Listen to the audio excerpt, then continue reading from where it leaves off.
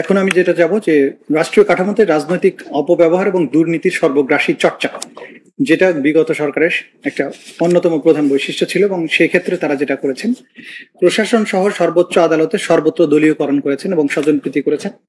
উচ্চ আদালতে যেটা হয়েছে যে বিচারক নিয়োগের ক্ষেত্রে সেখানে যোগ্যতা বিবেচনা না করে, তার কন্ডাক্ট, তাদের নলেজ এগুলো বিবেচনা না করে শুধুমাত্র রাজনৈতিক আনুগত্য বিবেচনায় বিচারক নিয়োগ দেওয়ার কারণে যেটা হয়েছে যে খুনের মামলা চলমান থাকা অবস্থায় সেরকম লোককে বিচারপতি নিয়োগ করা হয়েছে, মামলা প্রত্যাহার করে বিচারপতি নিয়োগ করা হয়েছে, এবং এমন লোকদেরকে বিচারপতি নিয়োগ করা হয়েছে যারা সুপ্রিম কোর্টে হামলার সাথে জড়িত, ভাঙচুরের সাথে জড়িত, নানান ধরনের দুর্নীতির সাথে জড়িত, যারা বিভিন্ন সময় বিভিন্ন ধরনের সন্ত্রাসবাদের সাথে সম্পৃক্ত ছিল, এরকম লোকদেরকে বিচারক নিয়োগ দেওয়া হয়েছে। এবং যার ফলে এই বিচারকরা সরকারের ইচ্ছা অনুযায়ী যখন যে ধরনের জাজমেন্ট দেওয়া দরকার সেই জাজমেন্ট দিয়ে 15 বছরের স্বৈর শাসনকে দীর্ঘায়িত করার ব্যাপারে তারা সাহায্য করেছেন। এই ব্যাপারে প্রয়োজনীয় ডকুমেন্টস আমরা এখানে জমা দিয়েছি।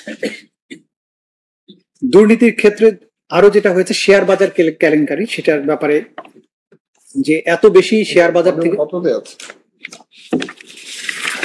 আমি তো আমার নোটসে আছে, শেয়ার বাজারের যে কেলেঙ্কারি, সেখানে যারা আমানতকারী ছিল, শেয়ার বাজারে যে সমস্ত ক্ষুদ্র বিনিয়োগকারী ছিল, তাদের সমস্ত টাকা একটা নানান ধরনের মেকানিজম তৈরি করে শেয়ার বাজার থেকে লুটে নেওয়া হয়, এবং সরকারের একজন উল্লেখযোগ্য ব্যক্তি, তাকে দরবেশ বাবার নামে ডাকা হয়, তার নেতৃত্বে তার একটা বিশাল বাহিনী শেয়ার বাজার লুটে নিয়ে গিয়ে মানুষকে সর্বশান্ত করে। মানুষ ঋণের দায়ে শেষ পর্যন্ত আত্মহত্যা করতে বাধ্য হয়। বিদেশে হাজার হাজার কোটি টাকা পাচার, এটার ব্যাপারে এটা কিংবদন্তি তুল্য যে যেভাবে পেরেছে লুটপাট শুধু করেছে তা নয়, এই টাকাগুলো দেশের বাইরে পাচার করেছে, এবং আজকের অন্তর্বর্তীকালীন সরকার সেই টাকাগুলো উদ্ধারের জন্য, অ্যাসেট গুলো ফ্রিজ করার জন্য, দেশে ফেরত আনার জন্য নানান ভাবে আন্তর্জাতিক বিভিন্ন সংস্থাকে এনগেজ করছে এই সম্পদগুলো ফিরিয়ে আনার জন্য। এই ক্ষেত্রে যেটা হয়েছে যে একজন গোপালগঞ্জ জেলার বা ফরিদপুর জেলার ছাত্রলীগের একজন নেতা, সে একাই 2000 কোটি টাকা পাচার করেছে বলে তথ্য এসেছে, এবং সেগুলো আমরা এখানে দিয়েছি। এবং প্রত্যেকের দুর্নীতির ব্যাপারে এক একজনের ব্যক্তির দুর্নীতি এক একটা মহাকাব্য, এবং এক একটার জন্য এক একটা সেশন আমরা আলোচনা করতে পারি যে কি পরিমাণে দুর্নীতি কিভাবে হয়েছে।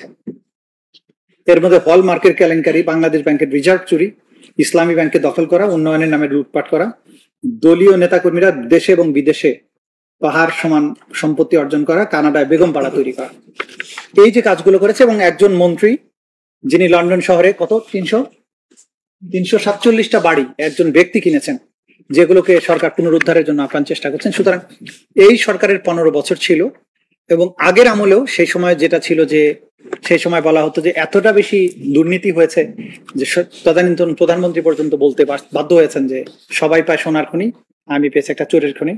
7.5 কোটি কম্বলের গল্প, হেনরি কিসিঞ্জারের সেই বক্তব্য, বটমলেস বাস্কেট, এগুলো তাদের ইনহেরেন্টলি তাদের চরিত্রের বৈশিষ্ট্যের মধ্যে ছিল যে তারা কি ধরনের মানসিকতা, কি ধরনের শাসন তারা করেছেন।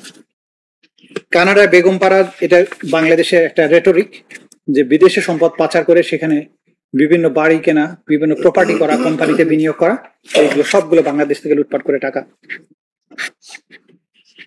এইখানে রেফারেন্স আমরা যেগুলো দিয়েছি, 10 বছরে এমপি আনারের সম্পদ বেড়েছিল 222 গুণ।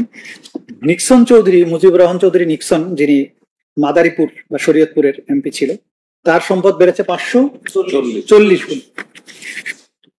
নিক্সন চৌধুরী সম্পদ বেড়েছে 540 গুণ। দৈনিক প্রথম আলো 30/12/2023। সাবেক 63 মন্ত্রী প্রতিমন্ত্রী বিদেশে অটল সম্পদ, দৈনিক সমকাল 25/11/2024। যুক্তরাষ্ট্র দুবাইয়ের সাবেক ভূমি প্রতিমন্ত্রী সাইফুজ্জামানের 8000 কোটি টাকার সম্পত্তি, দি ডেইলি স্টার। আওয়ামী লীগ সরকার আমলে পাচার 28 লক্ষ কোটি টাকা, দৈনিক প্রথম আলো 2/12/2024। বেগম পাড়ার সাহেব ও দেশ বিক্রির কচ্ছপেরা ফারুক ওয়াসিফ, দৈনিক প্রথম আলো 7/3/2024 রিপোর্ট। অর্থনীতির শ্বেতপত্র, আওয়ামী লীগ আমলে দেশ থেকে পাচার হয়েছে $16 বিলিয়ন, দ্য বিজনেস স্ট্যান্ডার্ড। এটা হচ্ছে 1/12/2024 খ্রিস্টাব্দ।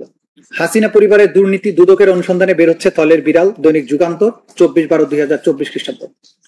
$300 মিলিয়ন পাচার তদন্তের মুখে হাসিনা জয়, দৈনিক সমকাল 23/12/2024 খ্রিস্টাব্দ।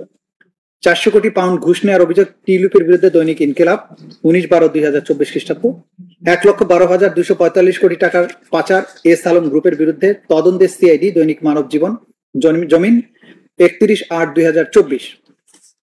2000 কোটি টাকা পাচারের বহিষ্কৃত ফরিদপুর ছাত্রলীগ সভাপতির দোষ স্বীকার, দৈনিক কালের কণ্ঠ 26/8/2020।